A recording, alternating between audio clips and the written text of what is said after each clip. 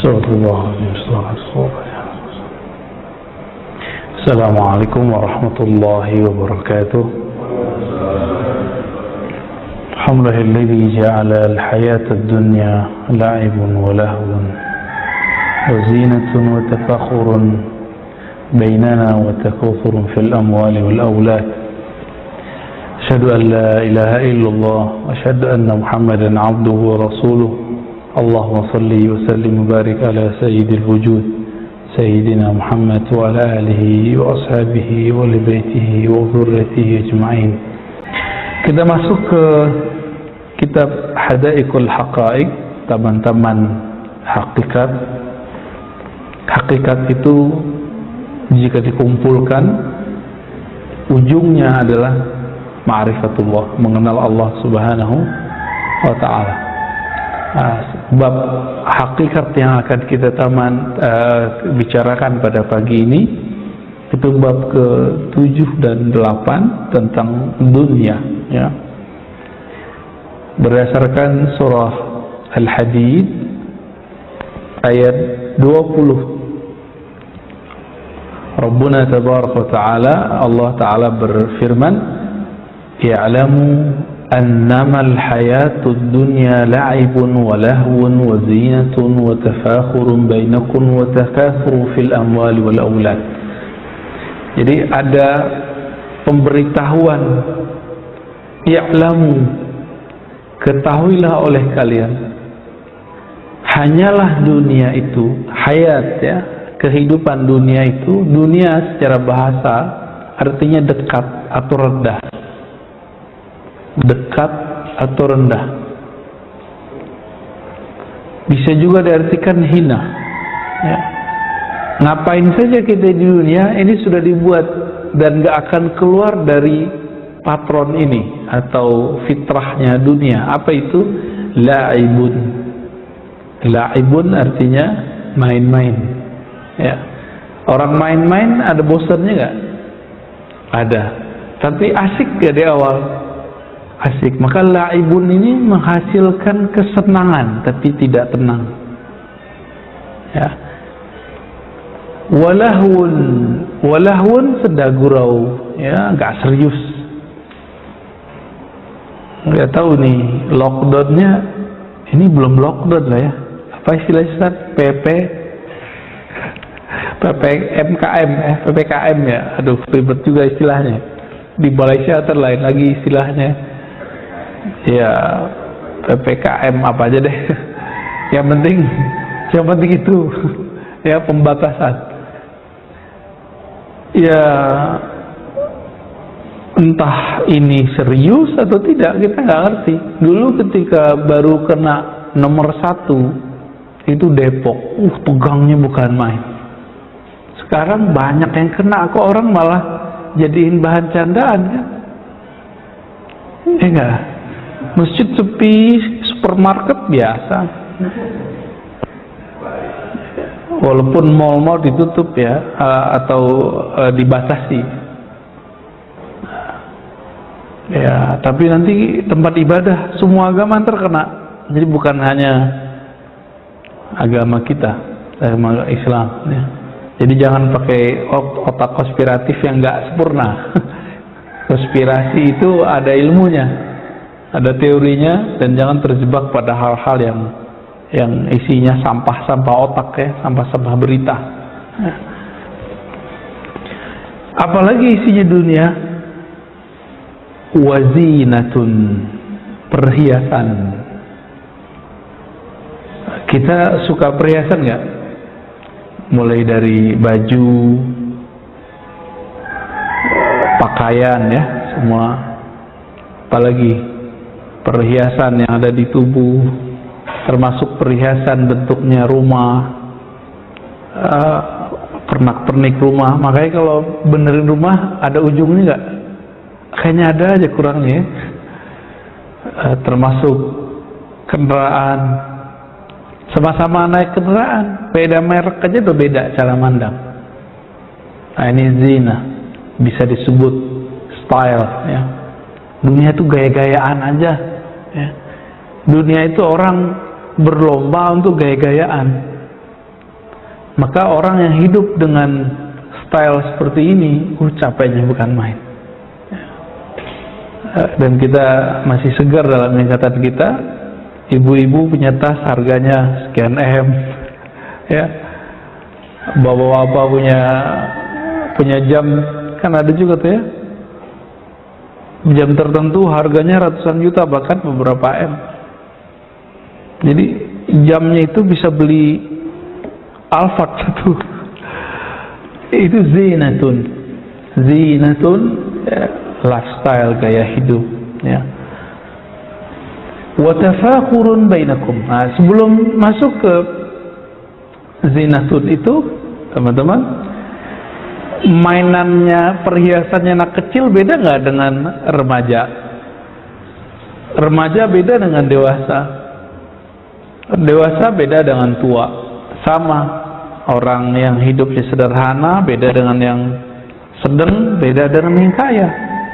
Nah,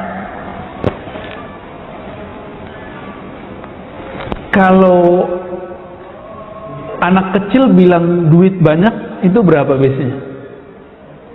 Kasih 10.000 udah banyak. Tapi kalau seumuran antum nih, walaupun cuma berapa orang nih, ini bilang banyak berapa Pak? 1 M. Wah, kayaknya nggak puas juga deh 1 M ya. Mau jadi 10 M ya. Ya, sekarang bisa kita ngomong relatif ya kan. Kalau anak kecil kan enggak, kasih 10.000 oke, 20.000 oke, seperti 100.000 udah berubah matanya tuh. Maka zinatun, gaya hidup ini akan berbeda masing-masing orang, selera dia, ya. Anak kecil dikasih jam harga 25.000 Bu, bisa ya? Kalau Bapak nggak mau kan, mending nggak pakai jam ya. Kacamata aja ada stylenya Pak.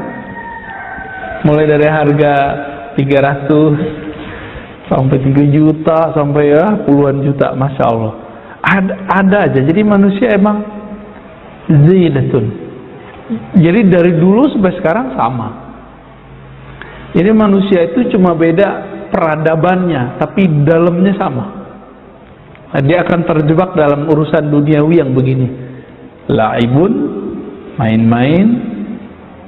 Coba lihat Pak, kerja itu kan kayak main-main. Berangkat, balik, bergaji. Udah gitu ya, tiap bulan, tiap minggu. Terbuat laporan, kalau salah jelasin, kalau kayak gitu aja modelnya ya. Tapi asik ya. Wa tafakhurun bainakum, dan saling berbangga-bangga dalam masalah apa tadi? Zinah tadi, perhiasan, gaya hidup. Ada orang gaya hidupnya baru fisik, tadi mobil. Anak kecil kan mobil-mobilan. Kalau udah gede, mobil beneran. Motor-motoran dengan motor beneran, ya. Itu gaya hidup. Dulu buat rumah-rumahan dari pasir, sekarang pengennya rumah beneran. Tafakhur, ada berbangga-bangga di situ. Kalau berbangga-bangga berarti ada lomba-lomba di situ. Tafakhurun bainakum, saling bersaing. Bersaing ini ada yang bersaing materi. Nah, ini disebut takasurun fil amwal, berlomba sifatnya materi. Tapi tafakhur, berbangga-bangga, ini bisa masalah gelar, posisi. Coba lihat orang-orang yang bikin partai di mana-mana, tidak hanya di negeri ini. Itu mereka sudah punya duit, sudah punya kekayaan, perusahaan, income yang dia cukup duduk-duduk aja, income-nya udah jalan. Apa yang kurang dari mereka? Dia tafakhur. Tafakhur, nah ini yang dicari sama dia. Makanya ada pemilik perusahaan mana itu masih mau terjun politik. Apa yang dicari? Dia nggak cukup jadi direktur, jadi komisaris, dia nggak cukup. Dia maunya kekuasaan yang lebih. Barangkali di saat dia berjuang di perusahaannya itu dia terhambat oleh pemerintahan. Nah, dia pengen menguasai itu, bisa jadi ya. Nggak jauh dari ini. Berbangga-bangga ya. Ini Indonesia ini demokrasinya kebablasan benar. Orang bisa tengkar masa karena pemilihan RT RW enggak? Iya. Sampai-sampai beberapa berita kita lihat karena pemilihan kepala desa itu bisa main bacok-bacokan, bisa main sihir, sampai begitu. Padahal kan apa sih itu? Emang kalau kita jalan di jidat kita ada tulisan RT RW kan nggak ada kan? Nggak ada. Apalagi gelar-gelar keilmuan, gelar-gelar di masyarakat. Maka gelar keilmuan seperti sarjana, SAG, sarjana alam gaib ya, SH, sarjana hukum, itu semua tafakhur. Ada orang yang mau cari gelar keagamaan, Pak Haji, malu-maluin Pak Haji sekarang itu, mohon maaf ya. Pak Haji zaman dulu minimal 6 bulan di tanah haram. Itu mereka ngaji dulu di sana, pulang-pulang sudah bisa baca Arab, bisa ngomong Arab. Pak Haji sekarang cuma 40 hari, itu pun ngeluhnya nggak tanggung-tanggung. Haji belum tentu mabrur, udah menyebut dirinya Pak Haji, Bu Haji. Tafakhur. Nanti dapat nggak? Dapat. Paling nanti dia dipanggil Pak Haji, Bu Hajah. Belum lagi nanti gelar doktor, kiai, itu semuanya tafakhur. Maka jangan heran, ada pernah suatu masa di negeri kita branding ustadz tertentu supaya disebut kiai, dia buat pesantren-pesantren semu. Biar nanti kalau disebut profilnya pimpinan pondok A, padahal bukan dia ngajar, nggak pernah ngajar, orang aja ditaruh di situ. Beda sama kiai-kiai kita yang dulu. Dulu kiai itu bukan bikin bangunan dulu.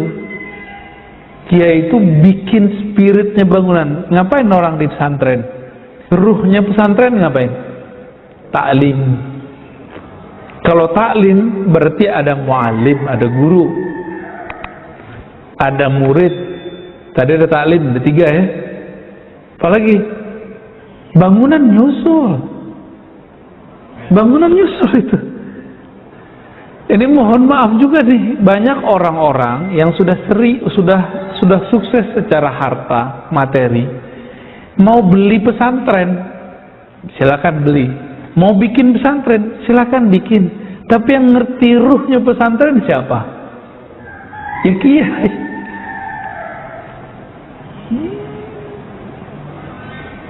Akhirnya minta cari-cari kiai kemana. Emang bisa bikin pesantren comot-comot kiai begitu? Nggak akan bisa. Lihat nanti hasilnya apa. Pesantren, kiainya dicomot dari mana? Itu si pemilik, owner, itu ngerasa dia berhak ngatur-ngatur. Apa yang terjadi? Si kiai nggak nyaman, pasti ganti. Begitulah nanti. Maka para kiai jangan mau juga diatur-atur. Kita kan kalau taklim udah ada kurikulumnya, udah ada agendanya. Yang ngerti urusan pesantren ya kiai. Seharusnya dibagi-bagi tugas. Kalau taklim, spirit pesantren, nah ini kiai yang ngurus. Nah Pak Kiai untuk manajemen pembangunan biar saya yang urus, gitu. Akhirnya dia memandang kiainya tetap gurunya. Kalau enggak dia menganggap kiai itu karyawan. Ini hati-hati nih. Ini suul adabnya orang berduit, mentang-mentang berduit bisa gaji orang. Ini hati-hati. Kiai kita dari dulu nggak pernah begitu. Ya, masyaikh kita ngajar dari 1 orang, 2 orang, 3 orang, nggak digaji dia, malah dia yang ngasih duit. Belakangan karena beliau sudah nggak sanggup, baru kemudian murid-muridnya inisiatif, yuk kita buat SPP yuk, gitu. Itu belakangan, ya. Jadi kalau di antara kita ada yang diberi kelebihan harta, berjuanglah bersama kiai, tetap hargai dia, ya. Jadikan dia sebagai guru kita, beneran guru. Baik. Semoga banyak yang tersungging, ya. Wa takatsuru fil amwal wal aulad, berbangga-bangga terhadap harta dan anak. Nah, makanya Bapak, Ibu, Saudara yang mengenal Allah yang sudah punya anak, mulai dari anaknya kecil bisa berdiri itu diomongin aja, ya. Ngomongin anak. Dari zaman dulu Nabi Adam sampai sekarang orang ngomongin anak. Jadi memang salah satu sifat manusiawi adalah di dunia ini itu berbangga-bangga dengan anak. Apalagi anaknya kalau sekolah juara, dapat prestasi, itu ceritain tuh, ya. Baik. Ini Al-Qur'annya, teman-teman. Masih ada satu ayat lagi, ya. Wa mal hayatud dunya, ya. Di ujung surat Al-Hadid ayat 20. Wa mal hayatud dunya illa mata'ul ghurur. Tidaklah dunia itu kehidupannya kecuali mata', kesenangan yang gurur, yang bikin kita terpedaya. Benar, ya, gak usah jauh-jauh. Dunia itu salah satu yang kita pegang sekarang, Pak. Handphone, pasangan, anak, itu bikin kita lupa gak? Asik, ya itu dia, ya. Wa qala an-nabiy sallallahu alaihi wasallam. Di sini agak saya harus ingetin kalau yang pakai kitab, ya. Di kitabnya ada beberapa salah ketik ini. Nabi sallallahu alaihi wasallam bersabda, ini ada hadisnya dalam riwayat Tirmizi, "Man kana hamud dunya." Orang yang himmahnya, visinya adalah kehidupan dunia, syattatallahu alaihi amrah. Allah akan pecah urusannya. Jadi bikin dia tidak fokus, bikin dia pikirannya kemana-mana. Coba lihat, ceknya lagi sholat. Orang yang himmahnya dunia, dia sholat itu supaya rezekinya lancar. Jadi bukan karena ingin nyembah Allah.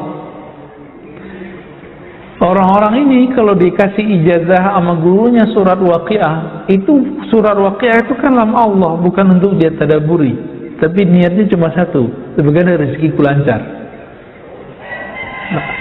Dikasih wiridan sama guru, sholawat dong kamu.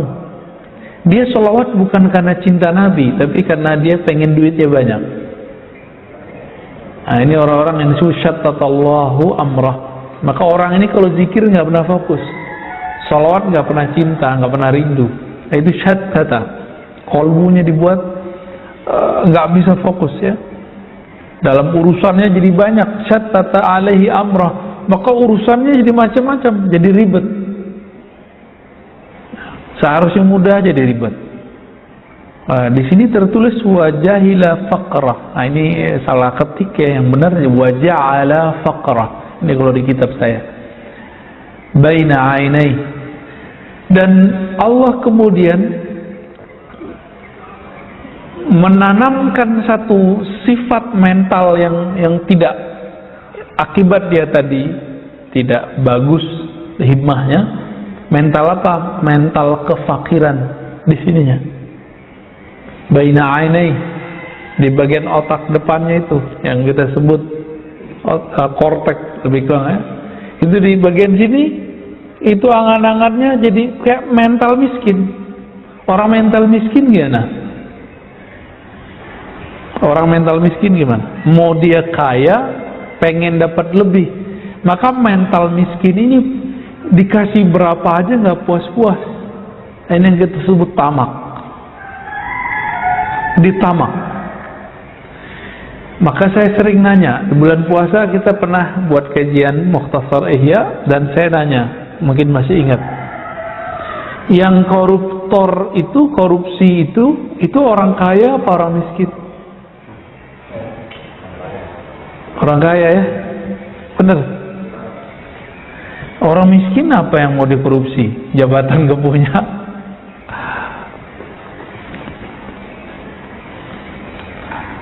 Jadi ada penyakit orang yang cinta dunia. Apa penyakitnya? Fakir, mental fakir, mental miskin. Jadi miskin itu penyakit mental kalau dalam ilmu kerohanian. Ya. Sedangkan kaya itu adalah anugerah yang dalam jiwa. Ya. Al-ghina ghinan nafs. Kekayaan itu adalah ketika kita merasa diberi kecukupan oleh Allah. Apalagi zaman COVID begini, orang-orang dia kadang masih dikasih kecukupan tapi ngeluh terus. Nah, orang fakir, mohon maaf, itu suka ngeluh nggak? Suka ngeluh. Allah sudah cukupi masih ngeluh, takut orang lain minjem sama dia. Ya, maka dia ngeluh. Kalau mau minjemin gak usah dipinjemin, gak usah ngeluh-ngeluh, ya.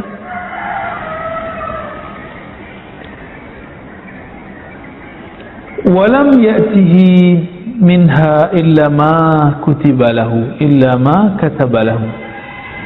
Dan Allah tidak berikan dia dunia kecuali yang sudah ditetapkan bagi dia. Berarti sebatas dia usaha, segitulah dia dikasih.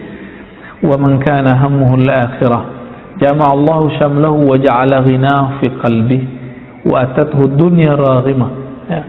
Siapa yang himmahnya visinya akhirat, Allah jadikan, Allah kumpulkan urusannya dipermudah, pikirannya pun jadi ringan, ya. Wa ja'ala ghinahu fi qalbihi. Lalu kalau tadi kefakiran itu mental yang ada di sini angan-angan, kalau ini kebalikan, orang yang himmahnya akhirat, Allah tanamkan cahaya namanya Al-Ghani di dalam kolbunya, sehingga orang itu punya rasa kecukupan, merasa cukup aja, cukup gitu. Jadi nggak ada ngeluh. Orang kalau berkecukupan, dia mau ngeluh nggak? Dia nggak ngeluh. Nah, ini dia. Wa atathu dunya raghimah. Lalu dunia datang kepadanya, ya, seperti kita narik hewan ternak itu kan hidungnya bisa dikasih tali itu, ya. Nah, terserah dia mau ngapain. Nah, ini masalahnya bukan masalah kaya atau miskin, ini masalah mental, ya. Cinta dunia atau cinta akhirat. Wa qala sallallahu alaihi wasallam man ahabba dunya adarra bi akhirati. Ya. Orang yang cinta dunia maka dia akan merusak akhiratnya. Ini ada di riwayat Imam Ahmad dan Hakim. Wa man ahabba akhiratah adarra bi dunya. Siapa yang mencintai akhirat, dia akan mengorbankan dunianya. Wa kataba ba'dahu, apa lafaz berikutnya, ya, fa'atharu ma yabqa ala ma yafna. Fa'athiru, ya, maka dahulukan apa yang kekal terhadap yang fana. Yang kekal yang mana? Yang akhirat, ya.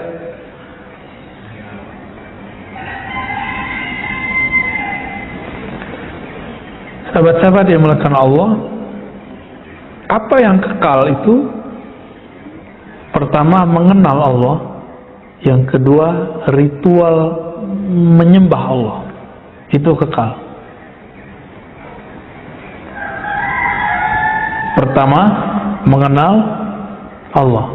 Maka pertanyaan masuk kubur pertama kali apa? Masih ingat? Man Rabbuk? Siapa Rabbmu?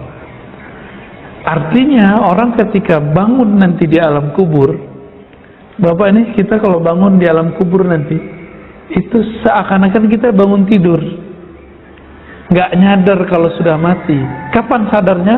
Kalau ada mungkar nakir nanya. Kalau mungkar nakir nanya baru. Kalau di hadis Imam Nasai itu disebutkan jika orangnya soleh yang bertanya ini wajahnya bagus. Kalau yang nggak soleh wajahnya kayak pocong gitu, Pak. Jadi Apa yang paling menakutkan dalam diri kita, ntar datangnya seperti itu. Baik.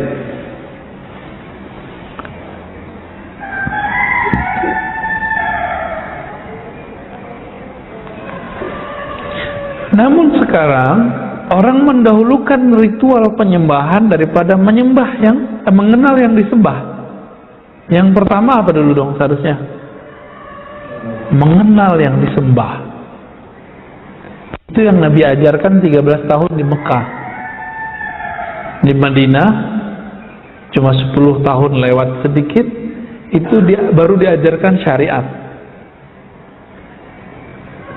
Coba berarti di situ. Anak gadis nih, jangan langsung disuruh pakai jilbab. Ajarin dulu dia mengenal Allah yang menyuruh pakai jilbab. Nanti dia akan pakai jilbab dengan senang hati. Gitu.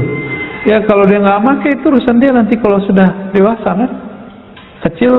Jadi jangan langsung dipakai-pakain mulu. Ajarkan dulu ilmunya, siapa yang nyuruh, untuk apa gunanya. Jangan dibalik. Anak kecil jangan main suruh langsung, kan di hadisnya begitu. Kalau anak 7 bangunin, kalau 10 nggak bangun dipukul. Itu bab fikihnya, bab taklim fikihnya. Tapi di bagian lain kan ada agar mengajarkan anak-anak ma'rifatullah. Ngajarin anak ma'rifatullah jangan yang tinggi-tinggi dulu, yang sederhana-sederhana ya. Baik. Ini tentang dunia. Ya. Lalu ada sebuah hadis ya, riwayat Imam Tirmizi juga, "Lau kanatid dunya tazinu 'inda Allahi junah ba'udha ma saqa kafiran minha qatrata ma. Wallahi ma dunya fil akhirah illa kama yaj'al ahadukum isba'ahu fil yammi falyanzur bima yarja."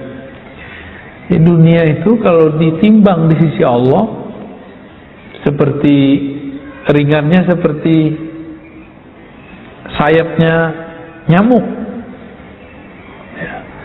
sehingga tidak bisa diberikan untuk orang kafir,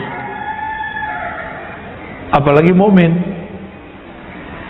Wallahi, Nabi kemudian bersumpah, mad dunya fil akhirah, dunia sama akhirat itu.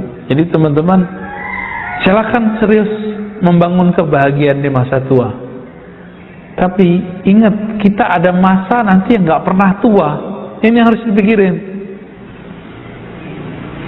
Yang nggak ada tuanya di situ.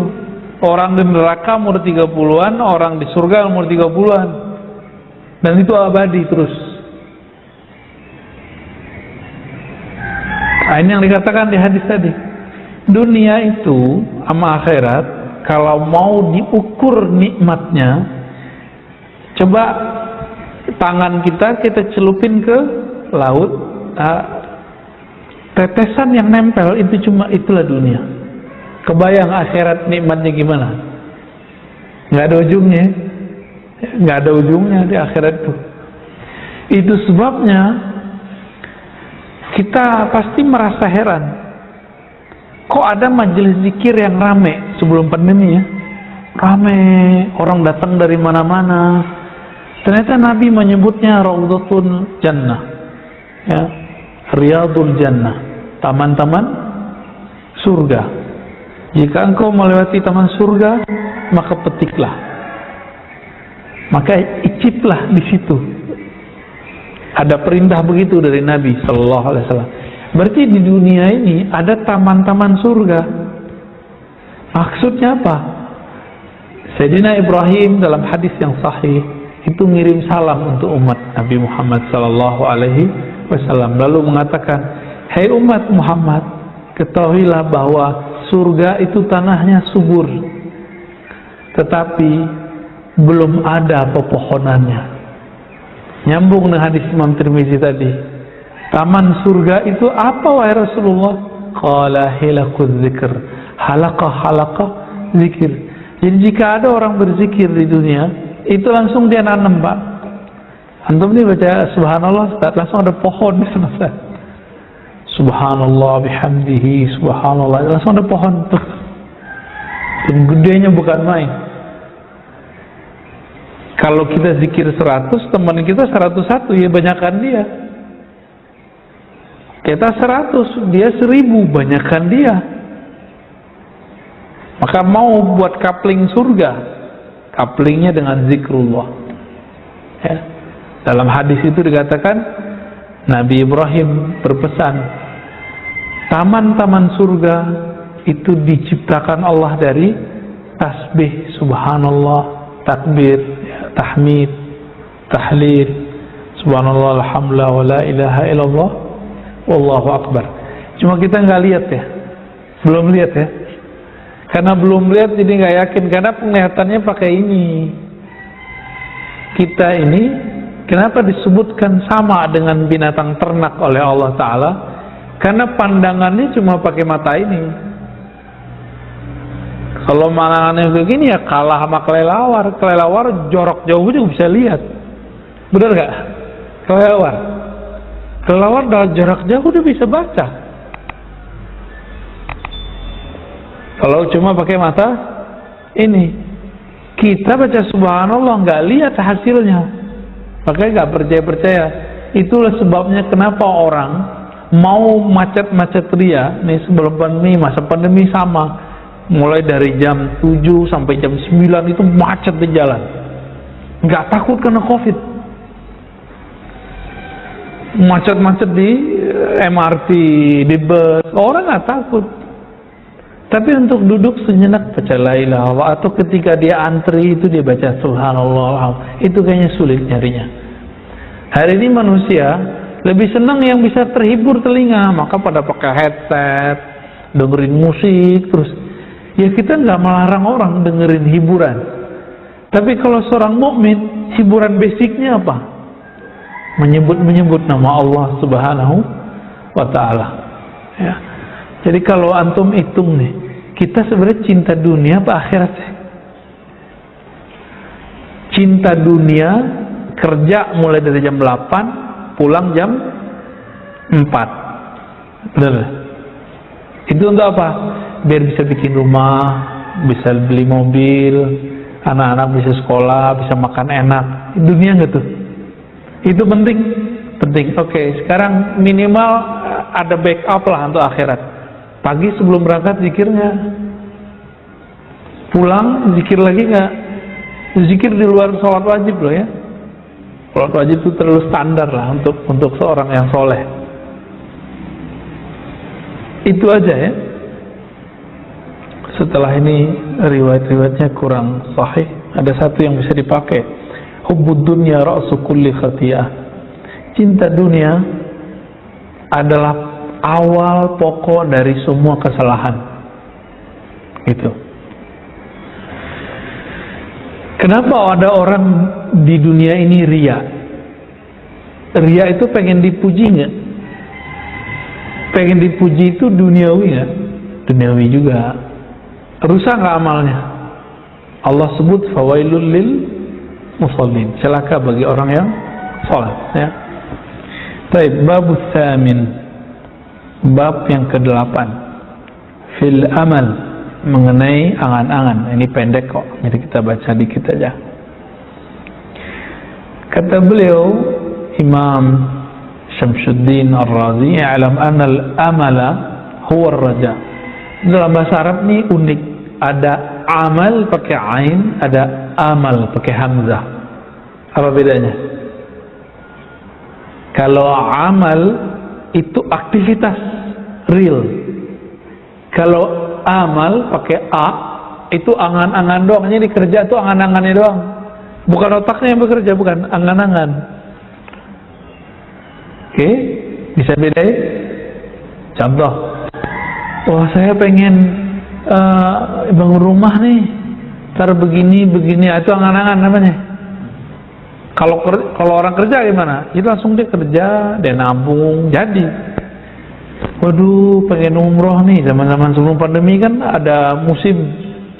Kita setiap hari itu Indonesia 5.000 sampai 10.000 bahkan lebih orang berangkat umroh. Setiap hari itu. visanya tuh sono semua tuh, hotelnya. Nah sekarang bisa dibayangkan, Saudi bisa krisis Pak Saudi sekarang. Minyak udah dikit, orang pergi umroh udah jarang, cuma di dalam aja kan. Kita masih punya beruntung Mbak, kita setiap bulan, setiap beberapa bulan tertentu, itu kalau dihitung perputaran duit di negeri kita masih lumayan, 55-60%. Jadi kalaupun resesi kita masih kuat, ekonomi mikronya ya. Kalau alam nanti tanya ke ahli-ahli ekonomi, tapi secara makro udah banyak tumbang ya. Kita nyaksiin lah teman-teman kita yang tutup buku, tutup perusahaan, banyak banget.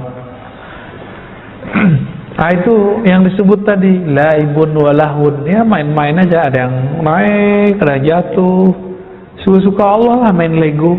Dunia ini Legonya Allah Subhanahu wa ta'ala. Apa kata beliau? Al-amala huwa raja. Angan-angan itu pada dasarnya adalah harapan.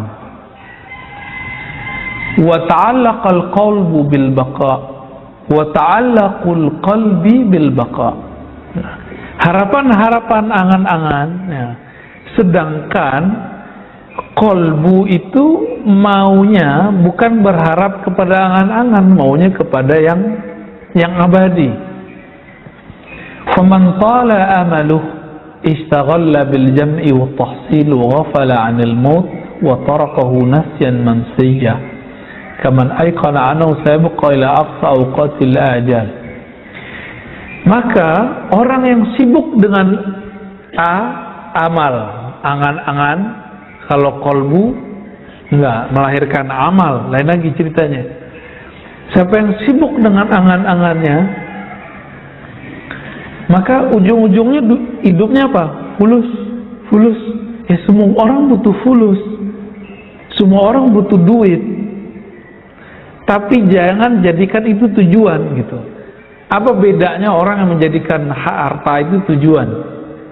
Kalau dia menjadikan tujuan, apa saja caranya dia harus dapat, halal atau haram. Tapi kalau orang menjadikan dunia itu bukan sebagai tujuan dia, maka dia seperlunya aja. Imam Sya'rani menyindir murid-muridnya. Apa kata Imam Sya'rani? Betapa hinanya kita, lebih hina daripada binatang buas seperti anjing, guguk. Anjing itu kalau udah kenyang, dia tinggalin makanannya Pak. Dia nggak pernah bawa pulang ke kandangnya terus mengatakan ini untuk esok, saya tabung dulu nggak ada. Itu Imam Sya'rani ngomong di kitab Al-Bahrul Mawrud Al-Minal Al-Kubra ya. Kalau kita gimana? Kita tabung ya? Tabung, padahal tabung belum tentu kita juga ya. Ini saya ngomong doang nih Pak, mudah. Prakteknya di kita juga berat.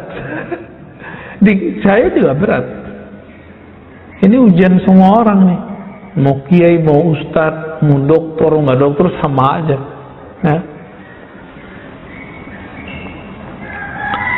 Maka orang yang udah main di angan-angannya, apa yang terjadi? Ishtaghala bil jam'i wa tahsil. Dia sibuk nanti untuk ngumpulin sama memperoleh dunia. Dunia diperoleh, badan sakit-sakitan, mulai sakit gula, hipertensi, jantung, wah lengkap deh.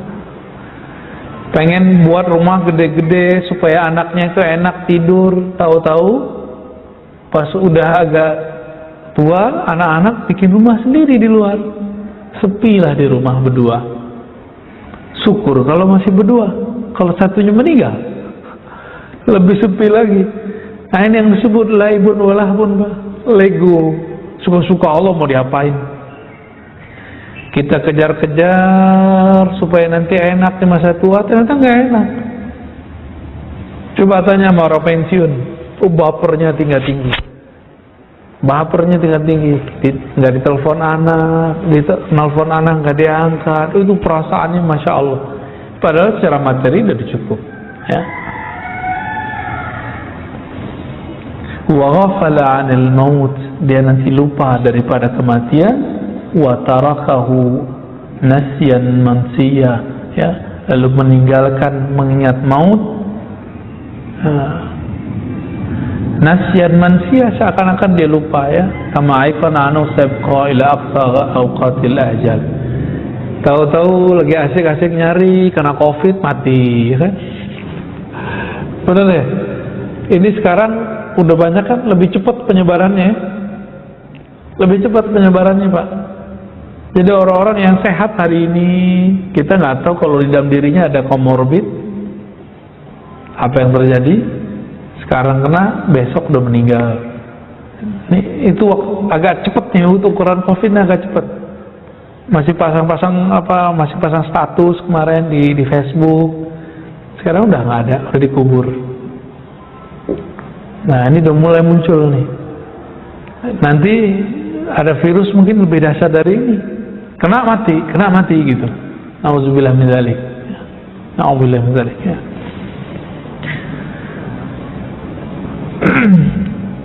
Ada satu hadis, maknanya ada dalam Sahihain, ya, ada dalam lafaz Imam Muslim. Yashib ibnu Adam, ini ketinggalan lamnya di kitab ini. Walam yashib minhu khoslatani al-hirsu wa tulul amal. Manusia beruban, rambutnya dari hitam memutih. Tapi ada dua hal yang tidak berubah dari manusia, nggak menua. Al-hirs, apa arti hirs? Semangat, keinginan ini dan itu. Ini mohon maaf sih. Laki-laki umur 30, laki-laki umur 60 itu nafsunya sama, Pak. Nafsu, kekuatannya beda. Ya, kemampuannya beda, tapi keinginannya tuh nggak jauh beda. Itu hirs. Laki-laki umur 30, 40, laki-laki umur 60, senangnya sama duit sama bersih, nggak jauh beda, ya. Itu hirs. Dan yang kedua apa? Tulul amal, panjang angan. Saya udah pernah cerita. Guru saya ngajak murid-muridnya yang sudah berumur 70, paling muda 60, 65, paling muda tuh. Jadi murid-muridnya rata-rata seumur sama beliau 80-an, 70-an, paling muda 60-an. Diajak belajar zikir. Apa kata murid-muridnya yang tua-tua ini? Abuya, Kiai, nanti aja kalau udah tua. Dia lupa kalau dia sudah tua. Karena keseringan ngomong dari umur masih muda, nanti aja belajar zikirnya kalau udah tua. Terulang. Dan saya dengar langsung, Pak. Ini belum lama, sekitar 3 tahun lalu lah. 4 atau 3 tahun lalu. Guru kita bilang, ayo belajar zikir yuk sama anak muda nih gitu. Apa yang terjadi? Saya kaget denger itu. Tuh, nanti aja tua Buya gitu. Di sana kan kalau Kiai panggil Buya, ya. Beliau agak marah, agak kesel gitu. Apalagi nih kalian udah tua semua, umur 60, 70. Kita juga kaget. Udah keriput, udah giginya udah jatuh semua lah. Temennya udah separuh mati, Pak. Itu majelis saya masih ingat, masa saya masih remaja dulu. Itu majelis ramai. Tersisa waktu kemarin itu cuma 15 orang. Dan mereka belum merasa tua. Benerlah kata Rasul kan, tulul amal, panjang angan-angan. Merasanya masih mau hidup panjang nih. Nah, di ujung kan kalimat disebutkan gitu. Aiqana annahu sabqa ila aqsa awqatil ajal. Dia masih berpikir dia umurnya masih lama. Gitu. Udah Covid begini, reuni yang sudah umur 60, apa katanya? Ntar kalau Covid berhenti kita ngumpul lagi ya. Nggak paham juga di kondisi dunia bahwa Covid itu sudah global, Pak. Nggak ada ujungnya ini. Jadi jangan antum berpikir, terserah tanya ahli kesehatan kalau nggak percaya, bahwa Covid ini ada ujungnya. Nggak ada ujungnya. Dulu ada prediksi negara akan mampu menanggulangi sekian tahun, paling cepat 6-7 tahun. Nggak ada. Ribet, mikirnya udah ribet. Negara kita udah ngutang vaksin, diam-diam aja kan negara kita biar kita nggak panik. Kalau panik lebih gawat lagi. Agak-agak ribet, ya. Cuma alhamdulillah negeri kita, negeri timur, budayanya budaya sosial, sukanya ngumpul-ngumpul. Kalau orang barat udah biasa Pak, tinggal di apartemen, nggak sapa-sapaan. Paling kalau di Prancis bonjour, ya, good morning, gitu-gitu doang ketemu. Nggak ada yang serius mereka. Yang bangsa kita ini orang suka ngumpul-ngumpul. Nah, maka saya khawatir justru kalau kita dibuat lockdown total, nah yang terjadi adalah stres yang tidak berkepanjangan, malah lebih cepat orang meninggal, ya. Atau muncul nanti penyakit-penyakit psikis yang lebih berbahaya. Jadi kita bersyukur negara kita cuma disebutnya apa?